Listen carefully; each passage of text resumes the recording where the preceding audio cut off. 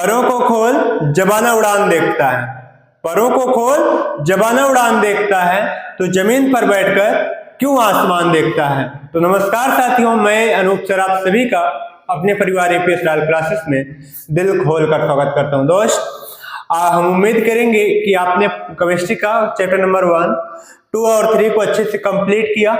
अब हम chapter number 1 physics की बात करेंगे। यहाँ पे चैप्टर नंबर 1 होगा हमारा फिजिक्स में लाइट में हम जैसे जानेंगे लाइट में प्रकाश का प्रवर्तन और अपवर्तन क्या होता है, इससे संबंधित परिभाषाएं क्या होती हैं, और हमको बोर्ड एग्जाम में क्या याद करके हम अच्छे स्कोर को गेन कर सकते हैं, अपने अच्छे नंबर्स को इंक्रीज कर सकते हैं, अपने नंबर को क्वेश्चन में बढ़ा सकते हैं। आज की क्लास में हम सारी चीज को स्टेप बाय स्टेप समझेंगे, और आज की क्लास में लाइट चैप्टर से एक भी चीज यहां से छूटेगी नहीं, आपको मिस नहीं होगी। तो दोस्त, आपको क्या करना है, पेशेंस के साथ धैर्य बना के इस क्लास को पूरा वॉच करना है। चलिए आइए बात करते हैं अपने क्लास जो अपने चैप्टर की बात करते हैं मेरे भाई। हमारा जो चैप्टर होगा वो क्या होगा, लाइट। जो लाइट होगा अर्थात प्रकाश होगा, प्रकाश के तहत हम लोग पढ़ेंगे प्रकाश का प्रवर्तन तथा अपवर्तन। क्या पढ़ेंगे हम लोग, प्रकाश का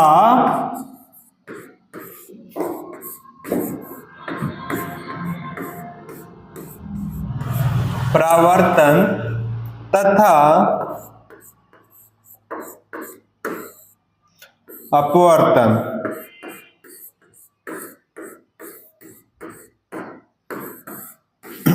ठीक,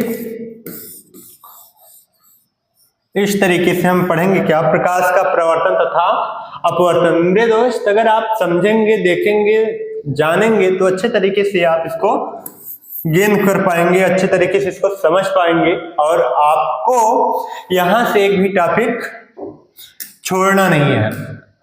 क्या करना है, फुल वॉच करना है। यहां से सारी चीजों को अगर फुल वॉच करेंगे आप, तो आप क्या कर पाएंगे, अच्छे नंबर को बोर्ड एग्जाम में अच्छे स्कोर कर पाएंगे। हम उम्मीद करेंगे यहाँ से आप एक भी क्लास को मिस नहीं करेंगे, और अगर आप क्लास को मिस किए हैं तो उसको आप पीछे से जाकर कंप्लीट कर सकते हैं, उसको आप पीछे से जाकर कवर कर सकते हैं। संडे को या फिर अगर छुट्टियां होती हैं तो हमारे बीच में, तो उसमें भी आप उसको एडजस्ट कर सकते हैं।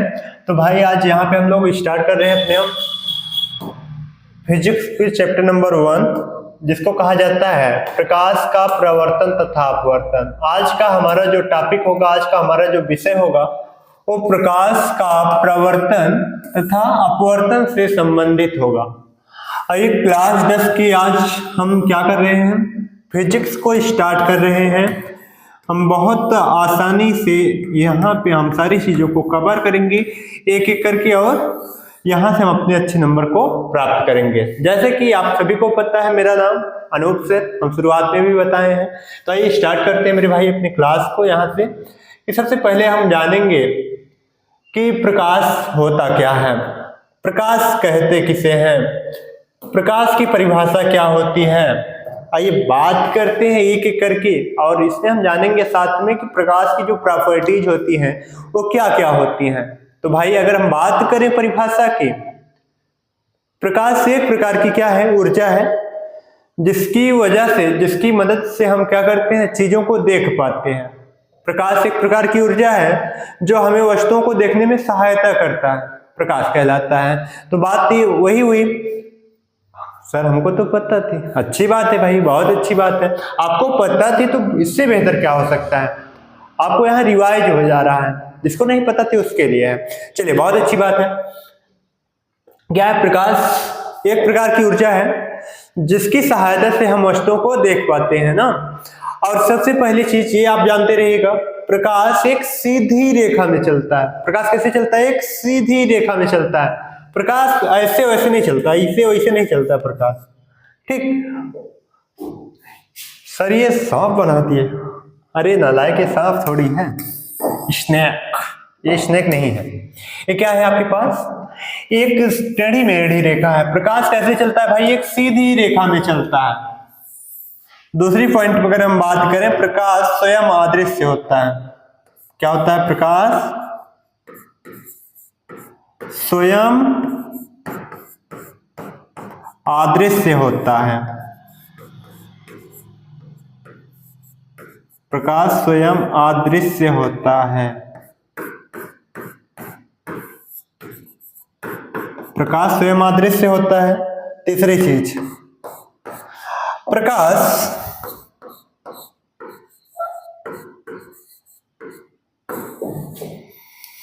प्रकाश जो होता है इसको चलने के लिए किसी माध्यम की आवश्यकता नहीं होती है। हर माध्यम में प्रकाश चल सकता है। किस माध्यम में आप चलाओ? प्रकाश में द्वैत प्रकृति होती है। क्या होती है?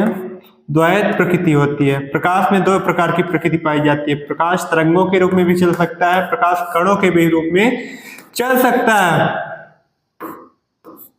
होती है ना। तो भाई यहां पे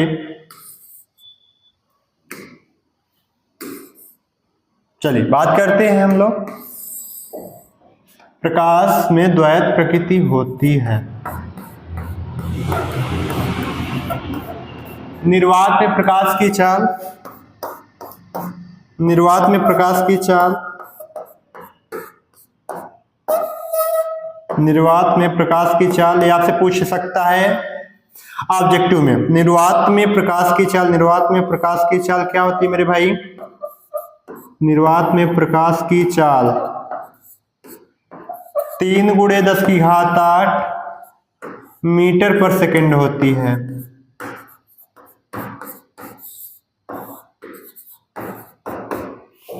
निर्वात में प्रकाश की चाल 3 × 10⁸ मीटर पर सेकंड होती है। इसको भी आप अच्छे तरीके से नोट डाउन करके रखेंगे मेरे दोस्त। इस 3-4 पॉइंट के साथ हम इसको यहाँ से क्लोज करते हैं। इसको स्क्रीनशॉट कर लीजिएगा अच्छे से। हम बात करते हैं अपना नेक्स्ट। भाई यहाँ पे अगर बोर होके नहीं पढ़ना है हमें, ठीक है? हमें एक टॉपिक को आनंदित होके पढ़ेंगे, बहुत बोर होके नहीं पढ़ना लाला, समझ रहे हैं ना? हाँ चलिए अब बात करते हैं नेक्स्ट टॉपिक की। हमारे पास प्रकाश का प्रवर्तन क्या होता है? सर बता दीजिए प्रवर्तन क्या होता है। भैया समझने की चीज है, भैया समझेंगे यहाँ पे हम लोग। प्रकाश का प्रवर्तन, reflection of light, reflection of light क्या होता है? प्रकाश का प्रवर्तन। इसकी सर परिभाषा बता देते हैं। सर इसकी परिभाषा बता देते तो बड़ा अच्छा लगता। चलिए कोई बात नहीं भैया, बताने के लिए खड़े हैं, कोई बात नहीं बताएंगे। प्रकाश जब किसी चिकनी या पॉलिशदार सतह से टकराकर वापस लौट जाता है तो उसी घटना को कहा जाता है प्रकाश का प्रवर्तन। प्रकाश का किसी चिकनी या पॉलिशदार सतह से टकराकर वापस लौट जाने की क्रिया प्रकाश का प्रवर्तन कहलाती है। चलिए एक डायग्राम बनाते हैं। मानते हैं हमारे पास एक क्या है? चिकनी सरफेस है। ये हमारे पास कोई चिकनी सतह है। मानते हैं कोई हमारे पास मिरर है। क्या है? ये हमारे पास कोई मिरर है, ठीक? मिरर है। यहां से कोई प्रकाश किरण आई, दर्पण से टकराई, टकराने के बाद ऐसे वापस चली गई, ठीक है? हम लोग बचपन में करते क्या थे? दोपहर के समय में हम लोग क्या करते थे? एक दर्पण, एक शीशे को लेकर, जिससे हम लोग थोबड़ा देखते हैं, अपना फेस देखते हैं, जानते हैं ना आप सभी लोग, जिससे हम लोग अपना चेहरा देखते हैं। तो उस शीशे को लेकर धूप की रोशनी में हम कहीं कोने से बैठकर किसी इंसान के ऊपर, किसी भी ट्रेवलर के ऊपर क्या करते थे? किसी भी यात्री के ऊपर शीशे को चमकाते थे। उसके फेस पे से लाइट जाती थी, वो चौंक जाता था, शॉक्ड हो जाता था ना।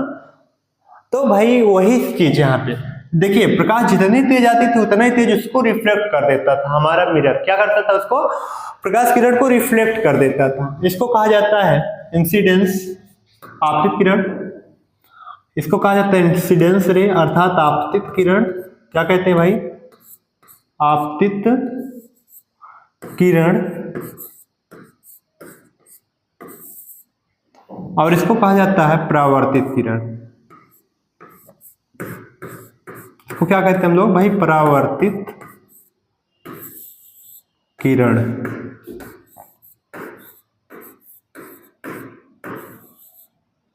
परावर्तित किरण।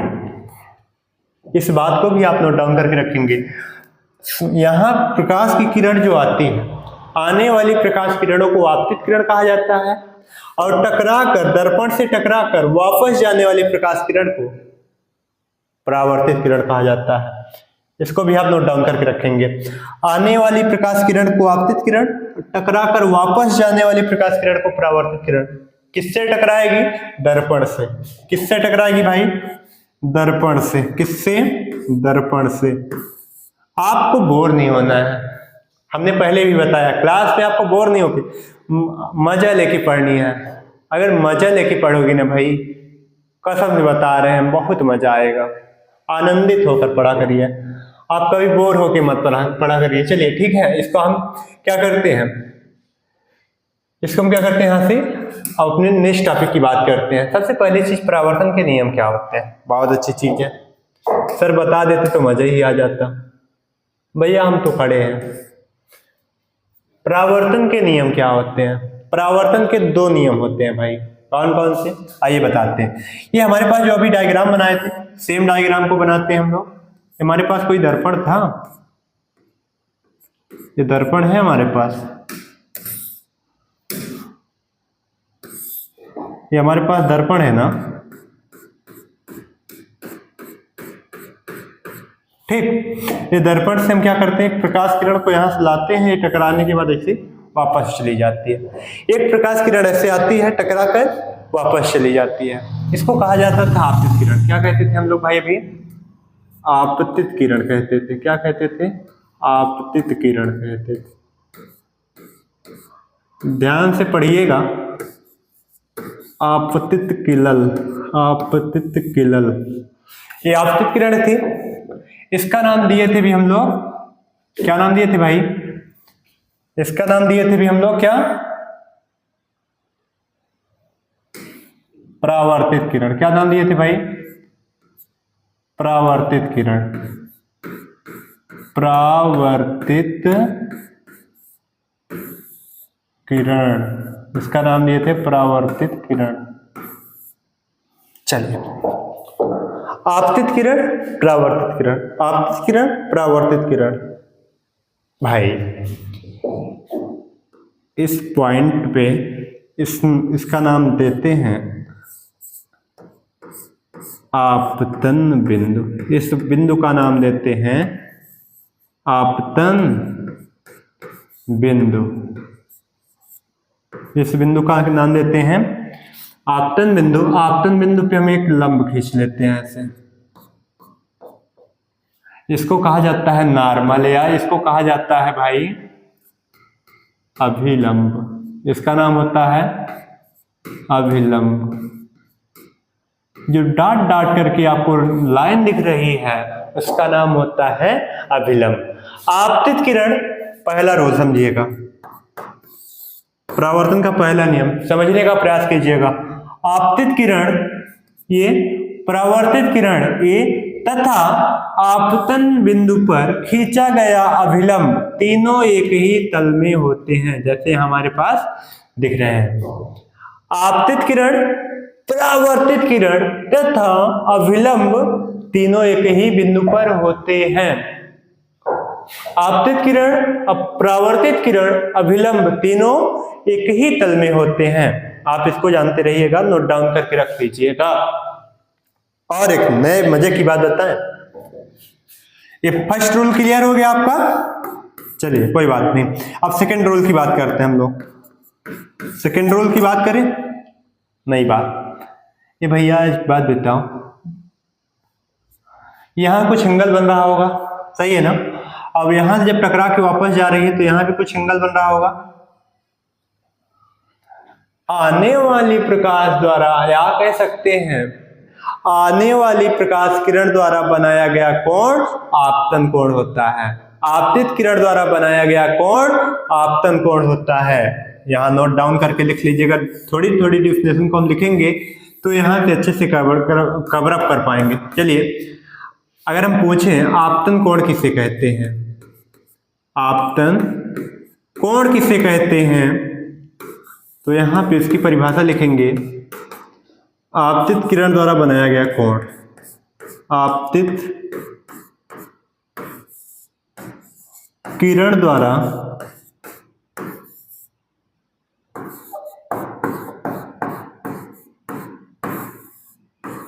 बनाया गया कोण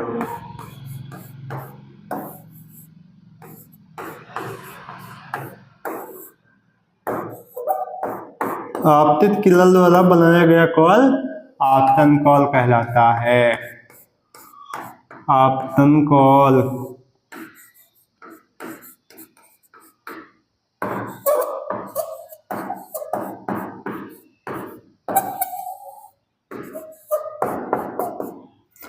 आपतित किरण द्वारा बनाया गया कोण आपतन कोण कहलाता है। और नोट डाउन करके लिखेंगे दूसरी चीज, परावर्तन कोण अभी आएगा हमारे पास। पहले से हम लोग यहाँ पे परिभाषा को हम पहले से लिख दे रहे हैं। परावर्तन कोण क्या होता है? परावर्तित किरण द्वारा बनाया गया कोण, परावर्तित किरण द्वारा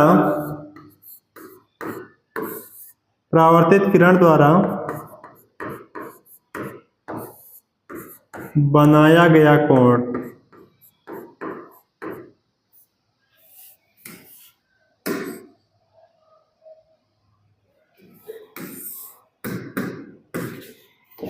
बनाया गया कोण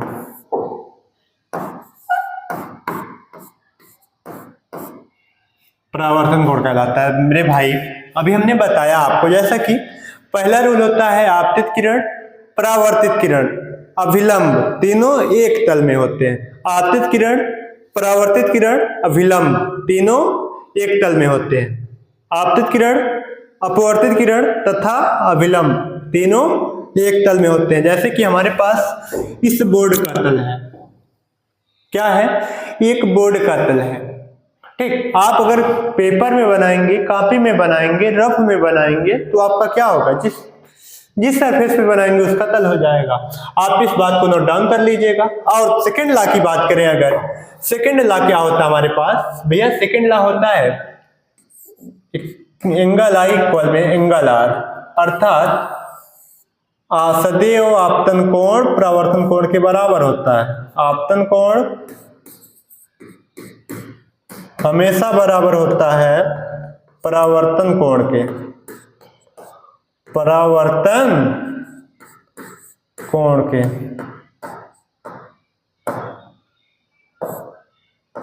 ठीक, इसलिए यहां पे आप इसको नोट डाउन करके रख सकते हैं। ठीक, इसको भी आप स्क्रीनशॉट कर लीजिएगा और इसमें कोई भी डाउट हो तो आप पूछ लीजिएगा। ठीक, इसको स्क्रीनशॉट कर लीजिएगा। परावर्तन के दो नियम होते हैं, एक बार रिवाइज कर देते हैं। परावर्तन के दो नियम होते हैं। सर परावर्तन को एक बार फिर से रिपीट कर दीजिए। कोई बात नहीं भाई, परावर्तन को एक बार फिर से रिपीट करते हैं। प्रकाश का परावर्तन होता क्या है?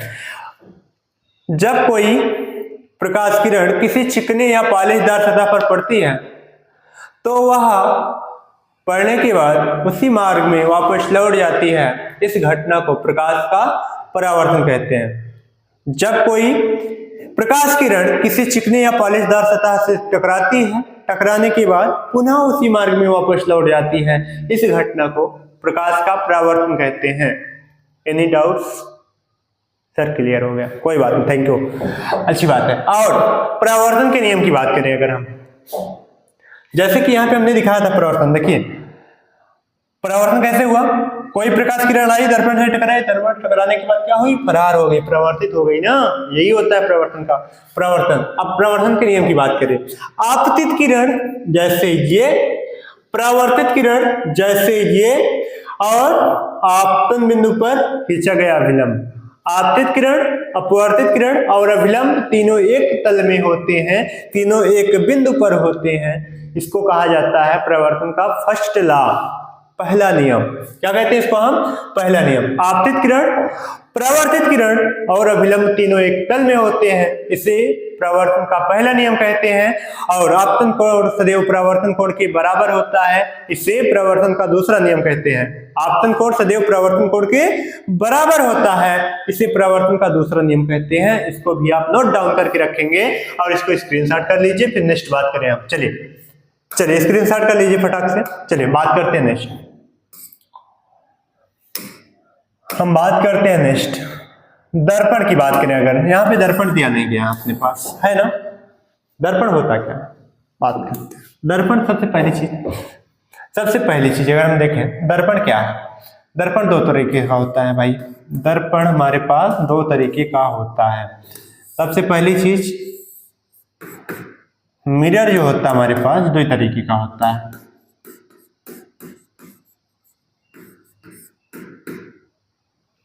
एक होता है समतल दर्पण, एक होता है समतल दर्पण, एक होता है गोलीय दर्पण। एक होता है समतल दर्पण, एक होता है गोलीय दर्पण। बात को समझने का प्रयास करिएगा आप लोग।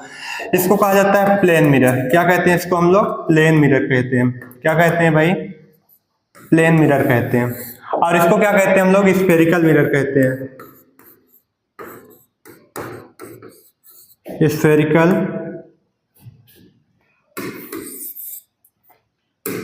इसको क्या कहते हैं हम लोग भाई? Spherical mirror.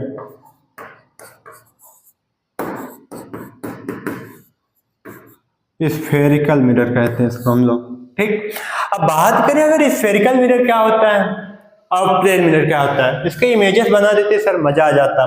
बहुत अच्छी बात है भाई। देखिए प्लेन मिरर हम लोग कैसे जानते हैं, जैसे कि हमारे पास ये कोई ऐसा सीधा सा दर्पण है, हमारे पास कैसा हो गया दर्पण भाई? ये प्लेन मिरर का दर्पण है। इसको हम ऐसे बना सकते हैं, जिसकी सतह कैसी हो? प्लेन हो। इसको हम ऐसे भी बना सकते हैं, ऐसे सिंपल सही से।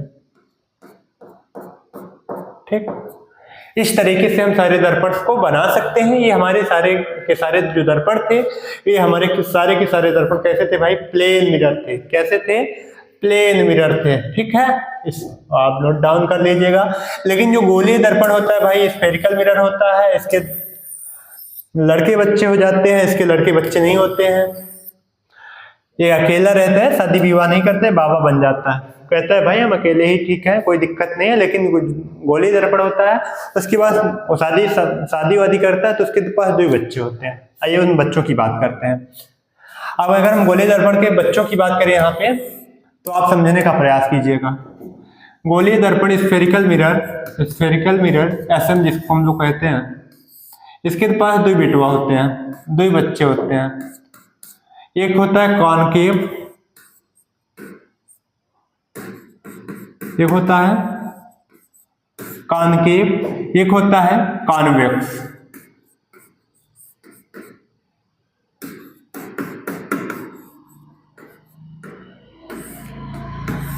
अर्थात सर इसको हिंदी में बता देते, इसको कहा जाता है भाई अवतल दर्पण,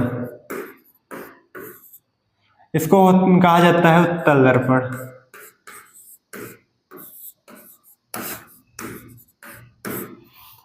सर हम पहचानेंगे कैसे कौन सा दर्पण कैसा है, कब उत्तल दर्पण होगा कब अवतल दर्पण होगा? चलिए इतना स्क्रीनशॉट कर लीजिएगा, फिर इसके बाद इसको हम थोड़ा सा इरेज कर देते हैं। थोड़ा सा हम इधर इरेज करते हैं, फिर इसको बताते हैं। चलिए ये बात करते हैं हम नेक्स्ट यहाँ पे, किस पहचानेंगे कैसे, इसको हम पहचानेंगे कैसे कब उत्तल होगा कब अवतल होगा। चलिए हम बताते हैं आपको पहचान करने का सबसे बेस्ट तरीका क्या है। दर्पण को हम बहुत लोग कंफ्यूज हो जाते हैं, कब कॉनकेव होगा कब कॉन्वेक्स होगा। आइए बताते हैं आपको। एसएम हमारे पास जैसे था, अभी हमारे पास एसएम जो था, एक कॉनकेव था एक कॉन्वेक्स था, एक कॉनकेव था एक कॉन्वेक्स था, यही था ना। कॉनकेव कब होगा कॉन्वेक्स कब होगा, इसको पहचानने में हमें बहुत सारे कंफ्यूजन का सामना करना पड़ता है। तो इसको आज हम यहाँ चुटकियों में सीखने वाले हैं। इसको कहते हैं अवतल दर्पण। क्या होता है भाई? अवतल दर्पण। ये क्या होता है? उत्तल दर्पण। क्या होता है भाई? उत्तल दर्पण। बात समझो यहां पे, अवतल वह दर्पण जिसमें परावर्तन दबे हुए तल से होता है। अव माने धंसा हुआ, तल माने सतह। अव माने ये देखिए द्वित शब्द से मिलकर बना होता है, अव प्लस तल। अवतल मतलब धंसा हुआ, अव मतलब धंसा हुआ, तल माने तल या सतह।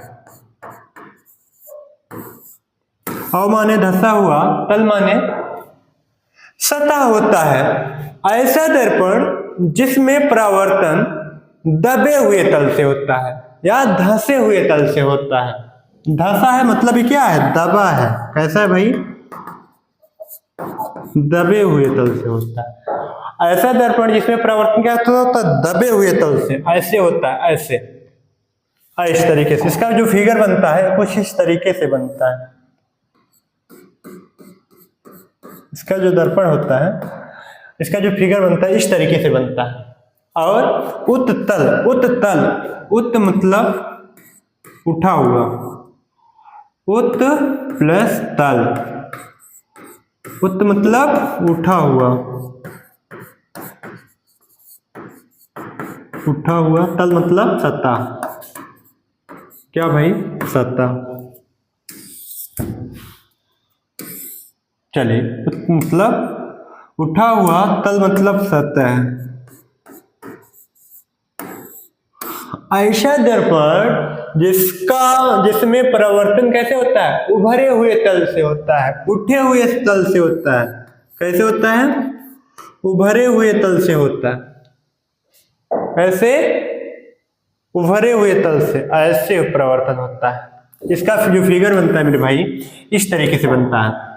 जो इसका फिगर बनता है इस तरीके से बनता है। इसका जो परावर्तन होता है वो उभरे हुए तल से होता है। कैसे होता है, उभरे हुए तल से होता है।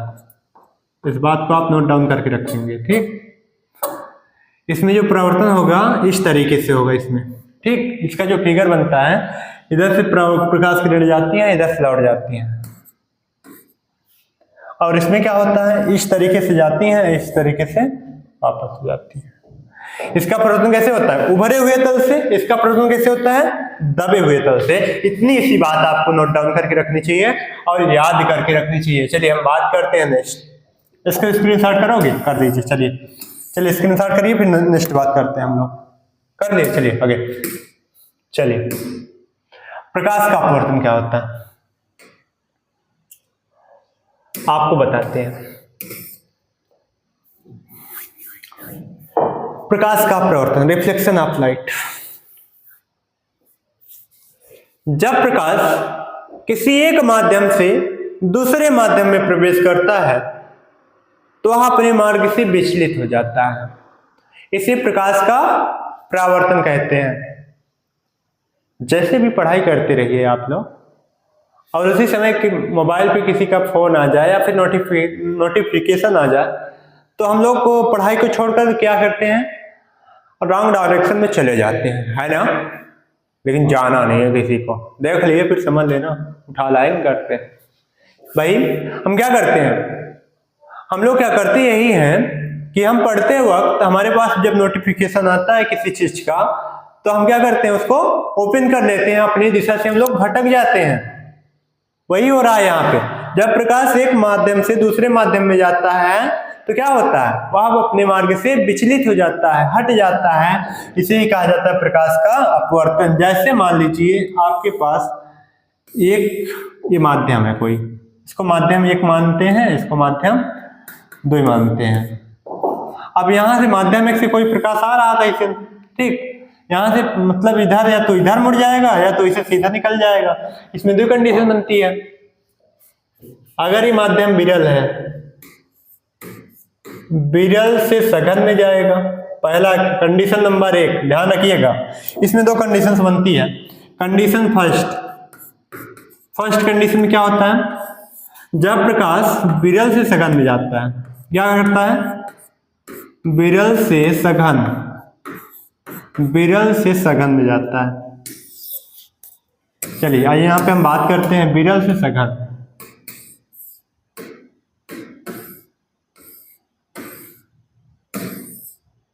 विरल से सघन दूसरी चीज क्या होती है? सेकंड में क्या होता है भाई? सेकंड कंडीशन में ये होता है सघन से विरल, इसी का अपोजिट हो जाता है सघन से विरल।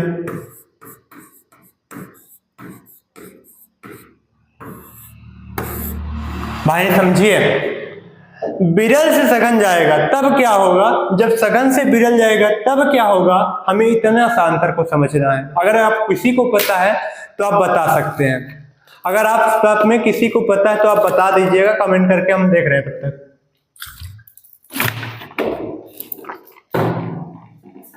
भाई चलिए अब हम आपको बताते हैं, नहीं पता है तो कोई बात नहीं, हम है ना, चलिए आपको समझाते हैं, थोड़ा छोटा सा फिगर बनाते हैं, उसके बाद समझाने का प्रयास करते हैं आप सभी को। चलिए यहाँ पे हम देखते हैं, ये पहली कंडीशन की बात करते हैं, कंडीशन नंबर 1 अप्लाई करते हैं यहाँ पे हम लोग। ठीक, अगर हमारे पास मान लीजिए हमारे पास एक दो ही माध्यम है, एक एक कंडीशन को समझेंगे यहाँ पे। ठीक है, हमारे पास विरल माध्यम है,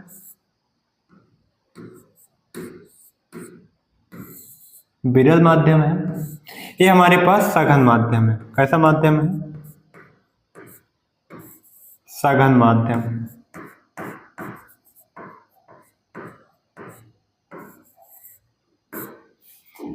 विरल माने कोई हल्की चीज और सघन मतलब कठोर, ऐसे मान सकते हैं। विरल मतलब हल्का और सघन मतलब कठोर। अच्छा एक बात बताओ, विरल मतलब कमजोर मान लो, क्या मान लो? विरल माने क्या मान लो? कमजोर। और सघन मतलब क्या मान लो? शक्तिशाली मान लो। क्या मान लो? शक्तिमान। कैसा है भाई? शक्तिमान है। एक बात बताना, जब कमजोर आदमी किसी शक्तिशाली आदमी के सामने जाता है तो सामने हाथ जोड़ के ऐसे झुक जाता है। झुकता है कि नहीं झुकता है? अच्छा चलो एक और एग्जांपल समझाते हैं, बताएं क्या? बता दे पक्का? जैसे आप छोटे हैं, विरल को मान लो छोटा, आप दो भाई हैं, आप छोटे हैं, आप छोटा भाई है, ये बड़ा भाई है। कैसा भाई है ये आपका? बड़ा भाई है। इस तरीके से मानते हैं हम लोग। जब छोटा भाई क्या करता है, बड़े के सामने जाता है तो ऐसे झुक के नमस्कार करता है कि नहीं करता है? यस सर करता है ना, वही बात है। और क्या करता है, अर्थात जब प्रकाश विरल माध्यम से सघन माध्यम में जाएगा, समझने वाली बात, जब प्रकाश विरल माध्यम से सघन माध्यम में जाएगा तो वह अभिलंब की ओर झुक जाएगा। नहीं समझ आया? फिर से, जब प्रकाश विरल माध्यम से सघन में जाएगा तो वह अभिलंब की ओर झुक जाएगा। लेकिन इसी का अपोजिट अभी सेकंड वाले रोल में हम पढ़ेंगे, सेकंड कंडीशन में पढ़ेंगे। जब विरल से सघन में जाते हैं तो झुक जाते हैं, लेकिन जब हम लोग सघन से विरल में जाएंगे तो अभिलंब से दूर हट जाएंगे। जो बड़ा भाई होता है छोटे से झुक के प्रणाम नहीं करता है, वो दूर से निकल जाता है कि छोटा भाई हो सकता है बुला ले, है ना भाई? चलिए यहां से प्रकाश किरण आई, ये अभिलंब की ओर झुक गई। क्या हो गई भाई? झुक गई। ऐसे होती हुई आ रही थी यहां से, देखिए ठीक, यहां से आ रही थी होते हुए, ऐसे ऐसे ऐसे ऐसे ऐसे, ऐसे कूदते हुए आए भाई। भैया को देखे तो क्या किए हम लोग? भैया को देखने के बाद क्या होता है भाई? सबको पता है। भैया को देखने के बाद क्या करते हैं भैया? हम लोग इसे झुक जाते हैं, है ना? छुपने का प्रयास करते हैं या फिर झुक के नमस्कार ही कर लेते हैं अपने भैया से, तो यही काम ये भी करता है। यहाँ पे कंडीशन अप्लाई होती है। पहला वाला यहाँ पे अगर नोट करके लिखना भी चाहें तो लिख सकते हैं। जब कंडीशन नंबर 1, पहली कंडीशन, जब प्रकाश किरण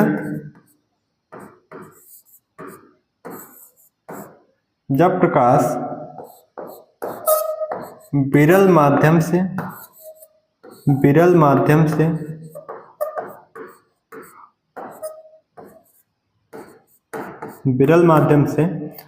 सघन माध्यम में जाती है, सघन माध्यम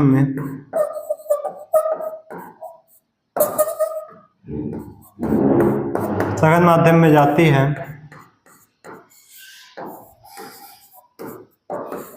तो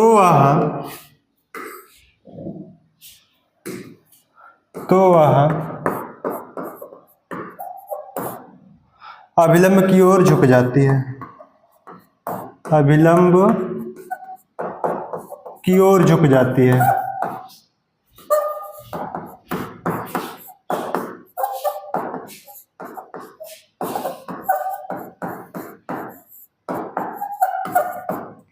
इतनी सारी बातों को आप याद कर सकते हैं, नोट डाउन कर सकते हैं, स्क्रीनशॉट कर सकते हैं। चलिए फिर आगे की नेक्स्ट बात करते हैं। 5 मिनट और पढ़ाते हैं, चलिए स्क्रीनशॉट कर लीजिएगा आप सभी लोग, स्क्रीनशॉट कर लीजिएगा। फिर नेक्स्ट बात करते हैं हम सभी लोग, नेक्स्ट स्लाइड की बात करते हैं, अपने हम नेक्स्ट टॉपिक की बात करते हैं। जैसे कि अभी इसी का सेकंड वाला पार्ट हम बात करें, इसी का सेकंड पार्ट हमने पढ़ा, तभी बताया था हम आपको, क्या बताए थे कि जब भाई सघन से विरल में जाएगा, सेकंड कंडीशन क्या बनती है इसका, जब कोई चीज सघन से विरल में जाएगी, क्या हो जाएगा, सघन से विरल में जाएगी, तब क्या होगा, इसका कंडीशन क्या बनेगा, आप समझने का प्रयास करेंगे। ये आपके पास क्या है, एक डायग्राम बनाते हैं हम लोग, क्या बनाते हैं, एक डायग्राम बनाते हैं, है ना। अब भाई इसमें करेंगे क्या, ये हमारा माध्यम कैसा हो गया, सघन माध्यम, इसको मान लेते हैं, कैसा मान है हमारे पास, सघन माध्यम है।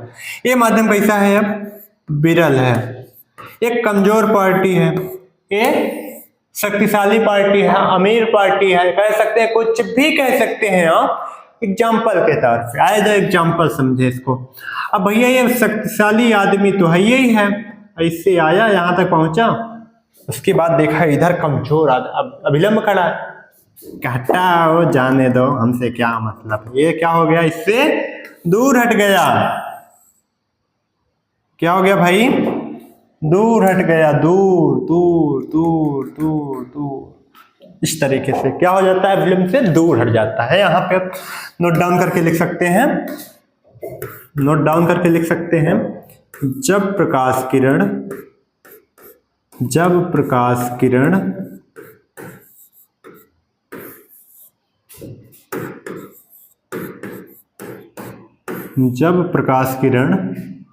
सघन माध्यम से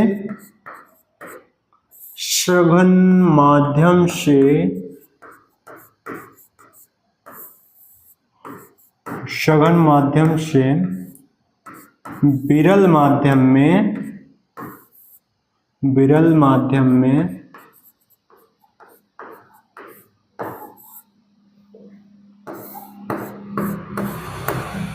जाती है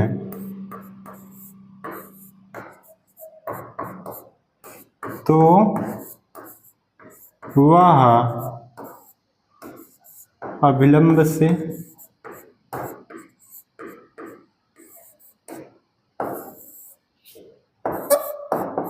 से दूर हट जाती है।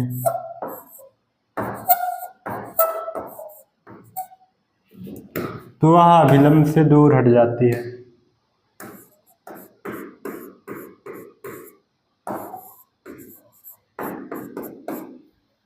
मेरे दोस्त, इस बात को भी आप नोट डाउन करके रख सकते हैं। इतनी सारी चीजों को आपको याद करने की जरूरत है, इससे ज्यादा आपको याद करने की जरूरत नहीं है। आप इतना तक कभी याद करते रहिएगा। जो अभी आपके पास फार्मूलाज बचेंगे, जो सूत्र बचेंगे, हम उसको क्या करेंगे, नेक्स्ट वीडियो में हल कर लेंगे। क्या कर लेंगे, इंक्रीज कर लेंगे, बढ़ा लेंगे, उसको ऐड कर लेंगे, ठीक है, आइए बात करते हैं, इसको हम इरेज करते हैं, नेक्स्ट टॉपिक की बात करते हैं।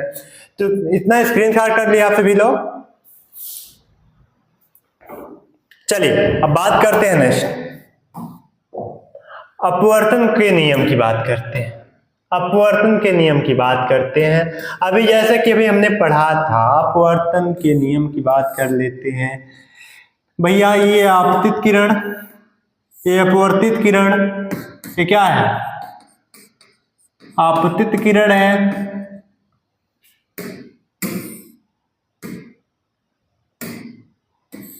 आपतित किरण है,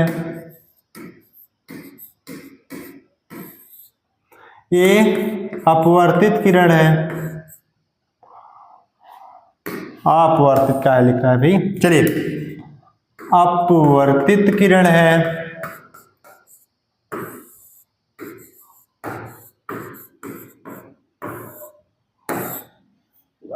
ये आपतित किरण, ये अपवर्तित किरण, तथा अभिलंब जो है, तीनों क्या है? एक ही तल में है। यहां पे देखिए ना भाई, ये आपतित किरण, ये अभिलंब, सॉरी, ये आपतित किरण, ये अपवर्तित किरण, ये अभिलंब, तीनों क्या है? एक तल में है कि नहीं है? पहला रूल होता है, क्या होता है? आपतित किरण, अपवर्तित किरण और अभिलंब तीनों एक ही तल में होते हैं। सेकेंड रूल क्या होता है? आपतन कोण की ज्या और अपवर्तन कोण की ज्या का अनुपात एक नियतांक होता है, जिसको स्नेल का नियम भी कहा जाता है। इस बात को भी नोट डाउन करके रखेंगे कि आपतन कोण की ज्या, आपतन कोण की ज्या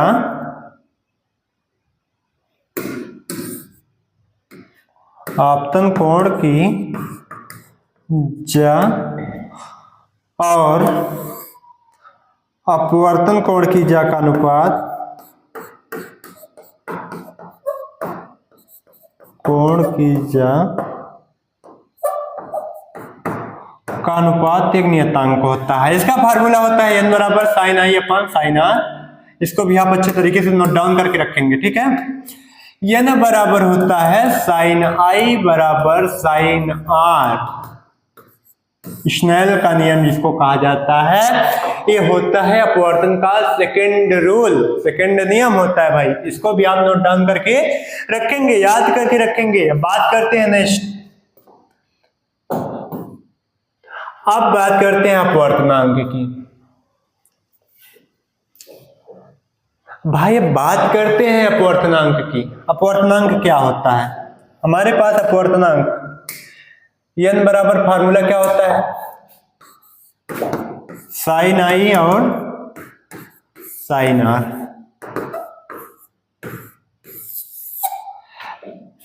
आपतन कोण की ज्या और अपवर्तन कोण की ज्या का अनुपात को ही क्या कहा जाता है?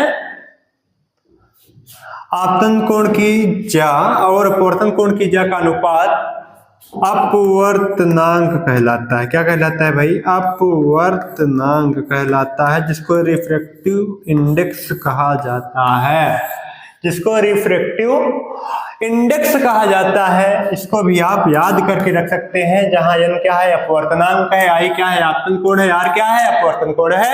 इन सारी चीजों को आप अच्छे तरीके से नोट डाउन कर सकते हैं, स्क्रीनशॉट कर सकते हैं, और जहां कुछ ना समझ में आए वहां पे आप कमेंट करके पूछ सकते हैं। इतनी सारी आपको फ्रीडम दी गई है। अब आगे की बात करते हैं भाई हम लोग अपने आज क्लास में, जो है अपवर्तन के उपयोग क्या क्या होते हैं। भैया अपवर्तन जो होता है उसका उपयोग हम लोग चश्मे में करते हैं। किस में करते हैं? चश्मा जो हमने आपको दिख रहा है ना मेरी आंखों पे, उसका अपवर्तन का उपयोग करके हम क्या किस में करते हैं भाई? चश्मे में, कैमरा में और माइक्रोस्कोप में, लेंस में। किसका किस में? लेंस में करते हैं अपवर्तन का उपयोग, माइक्रोस्कोप में करते हैं अपवर्तन का उपयोग, कैमरा में करते हैं अपवर्तन का उपयोग, और चश्मे में भी अपवर्तन का उपयोग किया जाता है। इस बात को भी नोट डाउन करके रखेंगे। अब बात करते हैं नेक्स्ट, इसको स्क्रीनशॉट कर लीजिएगा। चलिए बात करते हैं नेक्स्ट। सॉरी, यहाँ पे 9 के बाद 10 होना चाहिए था भाई, क्या हो गया ये? कहाँ से गड़बड़ हो गया भाई, ये स्प्रिंट कहाँ से आ गया इसमें। चलिए लास्ट आज हम लोग पढ़ाते हैं लेंस। लेंस क्या कितने प्रकार के होते हैं? 2 प्रकार के होते हैं। एक होता है उत्तल लेंस, एक होता है अवतल लेंस। जैसे कि अभी तक हमने पढ़ा था 2 प्रकार के हमारे पास दर्पण होते हैं, वैसे हमारे पास लेंस भी 2 तरीके के होते हैं। पहला होता है उत्तल लेंस, दूसरा होता है अवतल लेंस। इसका फार्मूला की अगर बात करें तो इसका फार्मूला होता है 1/f बराबर 1/v माइनस 1/u। इस तरीके से इसको भी आप याद कर सकते हैं।